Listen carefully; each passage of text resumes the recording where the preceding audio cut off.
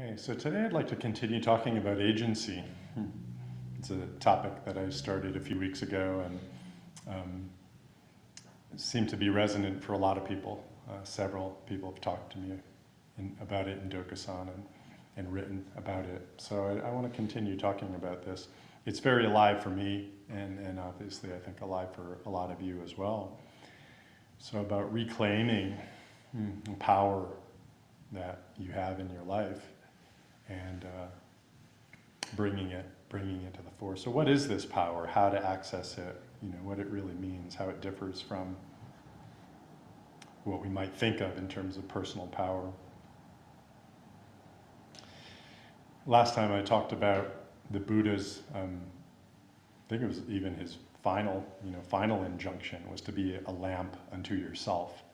Right? Always discover within yourself the truth of your nature, of true nature, of Buddha nature. You know, always find it within yourself. You can't find it from the reports of other people, from the reports of teachers, from your own intellectual understanding, but you can find it from your own consciousness. When you turn the light inward. Okay. So recognizing that we have this power is really key, and also recognizing that we give it away. We give it away. There's forces in society and there's habits of mind that we have that lead us to disown our own intrinsic power. And there are a lot of social forces and social agents that are very happy to take it and exercise it over you when you give it away. So this is a very important matter to really reclaim this aspect of our lives. The Buddha really addressed this, right at the beginning in what he was talking about. In fact, what he meant by right mindfulness has to do with a very conscious decision-making process within meditation.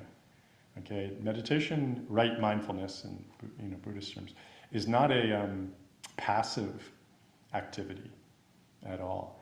And I feel like there's a lot of teachings maybe out there today that go under the rubric of mindfulness training or mindfulness teachings that do lead one to a more passive like approach, like just kind of experience what you're experiencing and experience the sensations. And of course that's a very valuable practice and is at the root of the meditation practice that we learn in Zen, and that was at the deepest parts of the Buddhist tradition from the beginning. But if it's just practice at that level, it's a pretty superficial kind of practice, and it can lead to a more passive relationship with your own life and with your environment. The right mindfulness that the Buddha was talking about had to do with a great deal of intentionality, exercising a great discipline of your awareness in order to penetrate into our true nature. Right?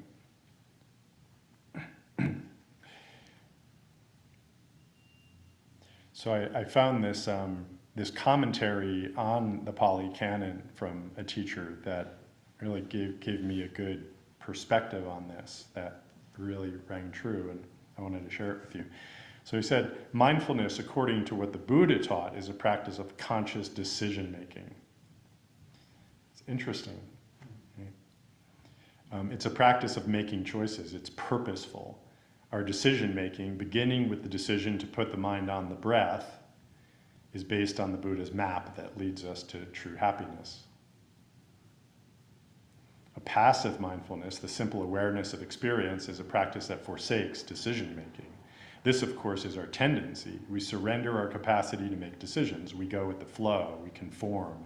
From day to day, we live in the same grooves. We live robotically. In practicing Buddhist mindfulness, we learn to make decisions. We shape our lives. We make our lives.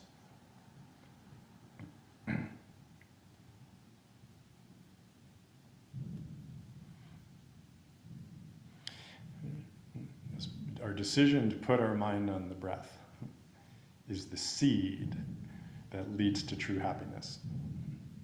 It's quite powerful, actually. But you have to have the whole map, the whole map of the mind, in a sense. You have to understand that in order to follow that path, to continue to explore where that leads, where putting your mind on the breath leads. It isn't just moment to moment breath, breath, breath, breath, breath. Of course it is that, but where does that lead?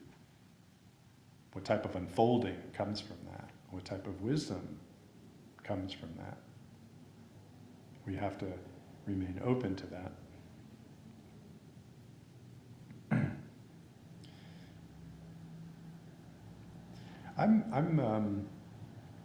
I feel like I've given up a lot of my power through my life. This is very close to me.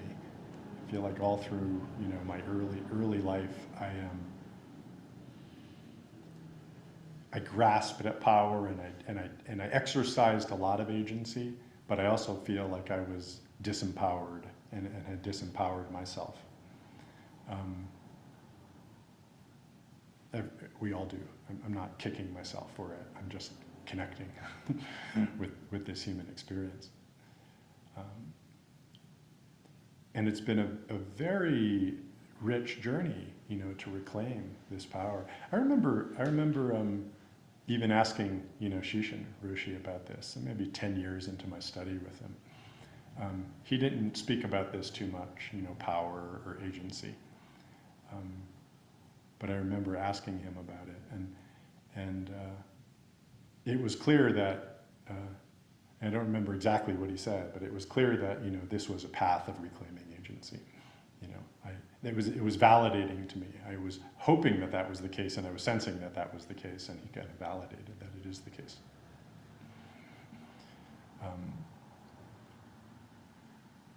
Maybe everybody here has an example of how they've kind of given up their decision making, in a sense, to some other, to a creed or to an idea or to a person or to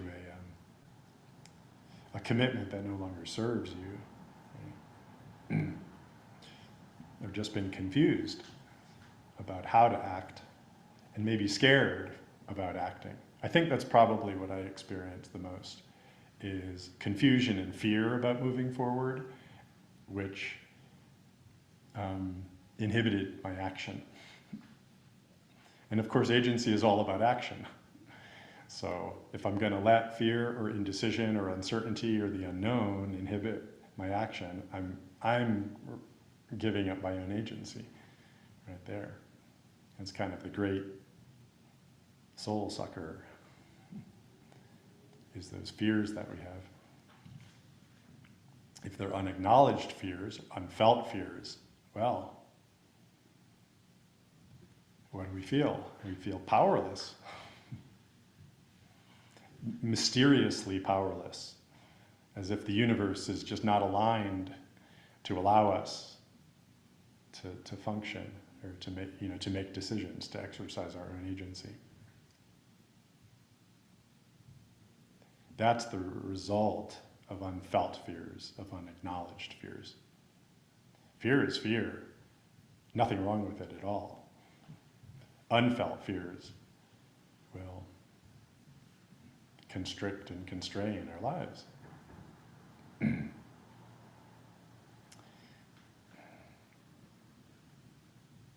So that's where this practice of making decisions almost continuously, comes in.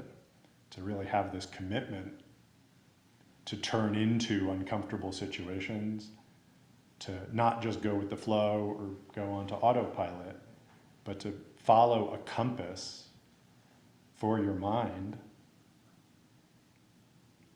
over and over and over again. Right? And that's what our practice says, is like bring it back to the breath, bring it back to the breath, bring it back to the breath again, bring it back to the koan, bring it back to the koan, bring it back to the koan. Show up in that conflict with your partner, show up, show up, show up, show up.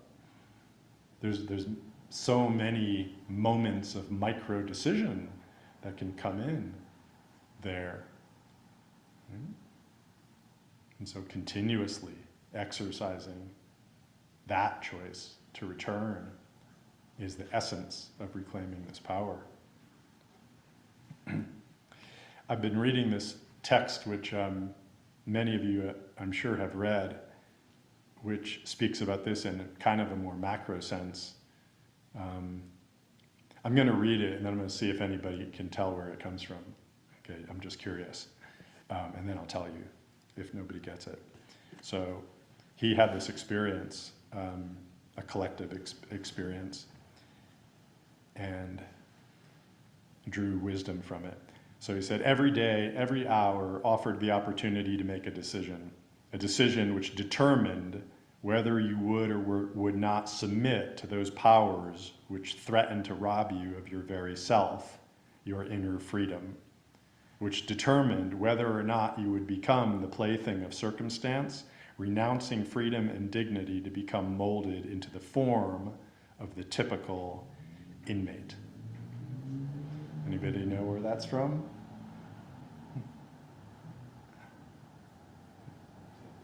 I know Padma does. No. Fleet Mall. No. Is it Viktor Frankl? Yes, you got it, Nick. Yeah, Viktor Frankl, In Search for Meaning.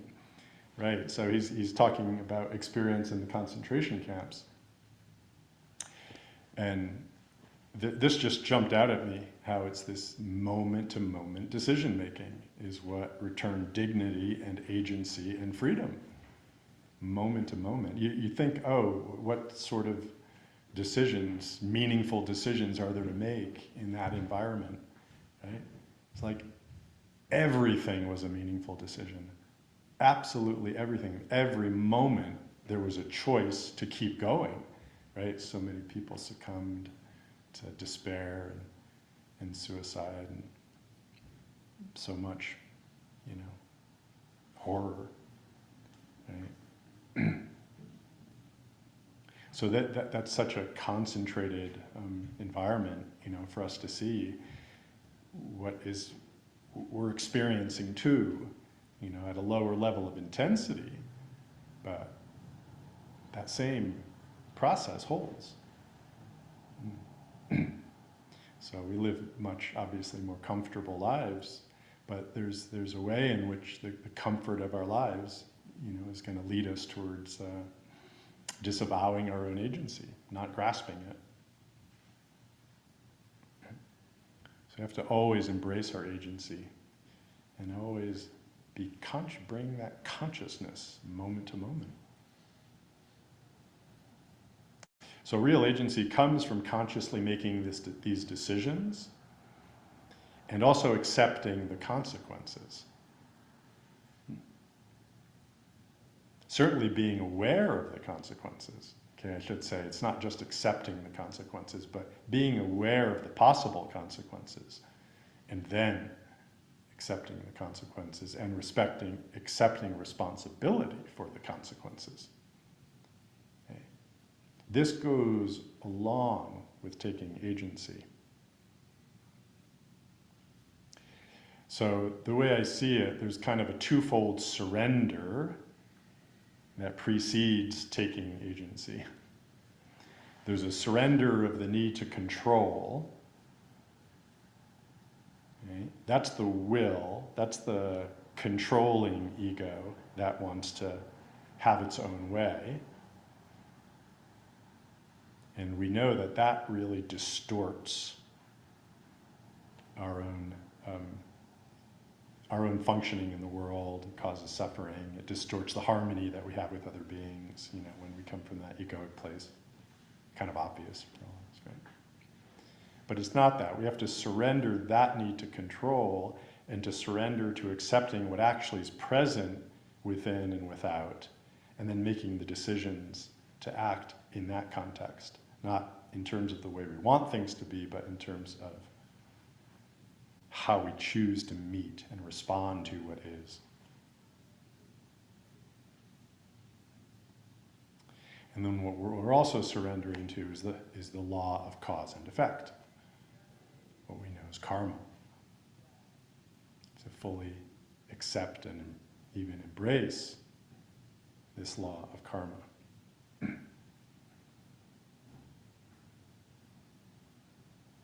So we can't have any even subtle, subconscious desire to transcend cause and effect, to be above it all, at all. We have to recognize that everything is the fruit of causes, and everything we do has causes. Everything we do, say, or think, body, mouth, and thought, has effects, creates effects. Everything. It's the law of karma. So the decision making comes in to recognize that and say, well, what do we want the effects to be?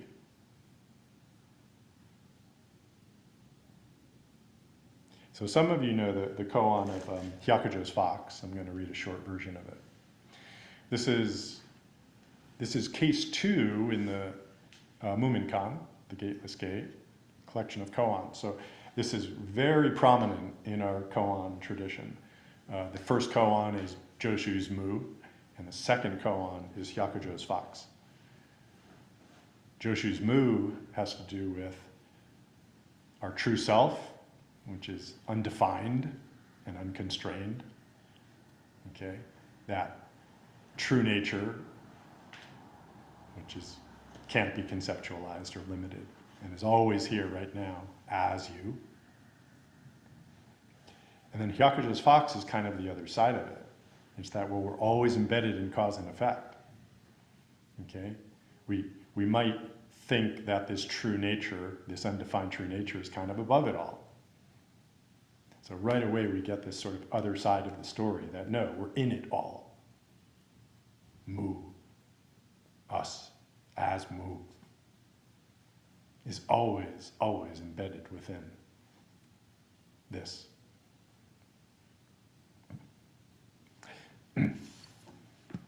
So it's kind of a cool scene. Master Hyakujo is giving a lecture, and he's got his whole monastery in front of him, and there's an old man who kind of comes to visit. He's not a member of the monastery, but he comes and he sits in the back over a period of several weeks. An old man would always come to hear Master Hyakujo's Dharma discourses.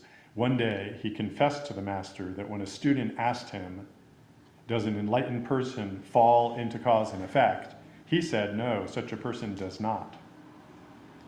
So this man is saying he was a Zen teacher, he was a meditation teacher, and a student asked him, does an enlightened person fall into cause and effect? And he said, no, such a person does not. Because he said this, he became a wild fox for 500 lifetimes.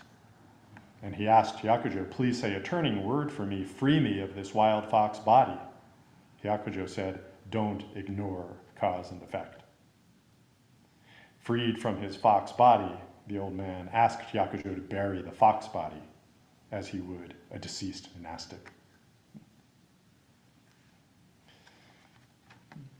And the koan goes on, and all the monks, Hyakujo leads all the monks out, and he finds a dead fox behind the monastery, and they bury it, and then there's some other things that happen, but I won't go into it now.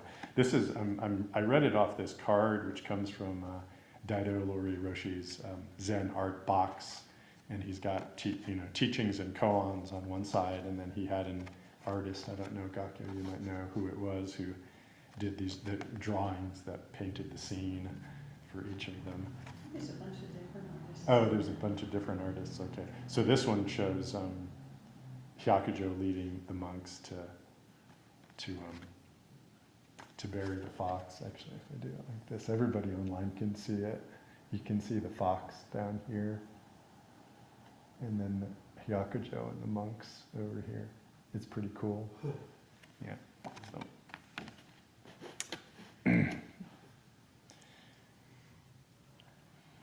So the monk didn't, the old master, the old teacher, he didn't accept cause and effect, right? He said, oh yeah, we can transcend cause and effect, or enlightenment is beyond cause and effect, right? And what happened? He became trapped in a fox's body, losing all agency, losing all freedom, couldn't get out. If we don't accept that we Our actions have consequences. Our decisions are meaningful. We become trapped in a kind of animal consciousness, you could say.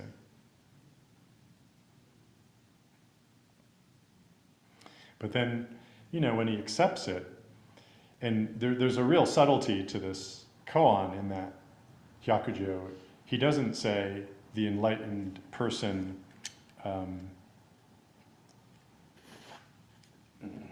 it's phrased this way, does he fall into cause and effect? He doesn't say the enlightened person falls into cause and effect. No, you're wrong.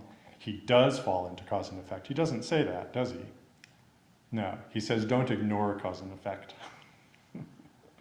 It's really a very artful and a very deep response, right?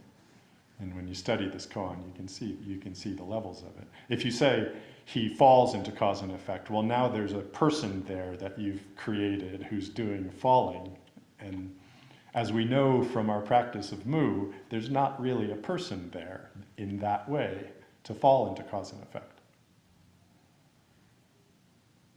So he doesn't say that, but he says don't ignore cause and effect. You can't ignore cause and effect. And that was the turning word.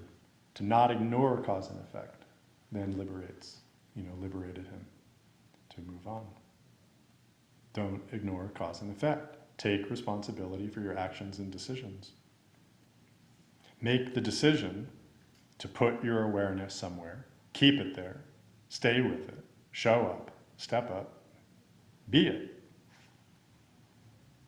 Even when the forces of distraction or resistance or fear or aversion get in the way and pull you away or push you away or show you a rosier path.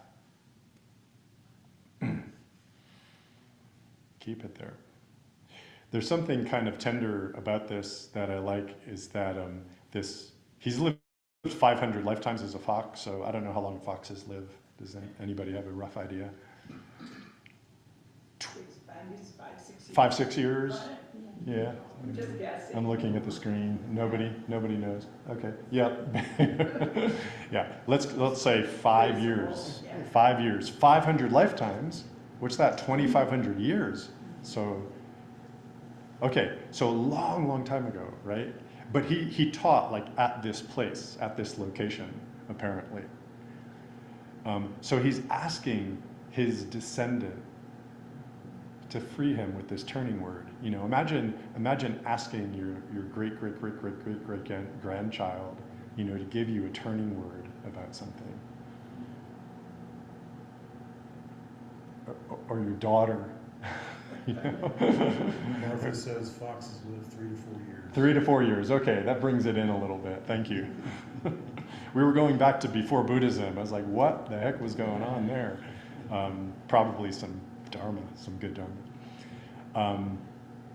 But some confused Dharma, obviously. He thought he transcended cause and effect. So ask a descendant, right? Ask your daughter, ask your son, ask your grandkids for a turning word. I feel like my stepkids give me turning words. They wake me up. What I think is true usually isn't.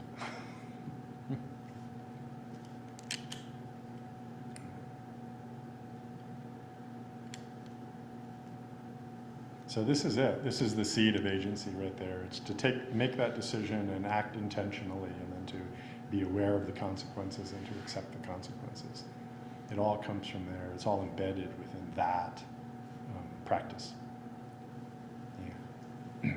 So that's what's alive for me right now. So I hope this has stimulated something for you, or inspired or encouraged you. I'll wrap it up with that for now. Thank you for your attention.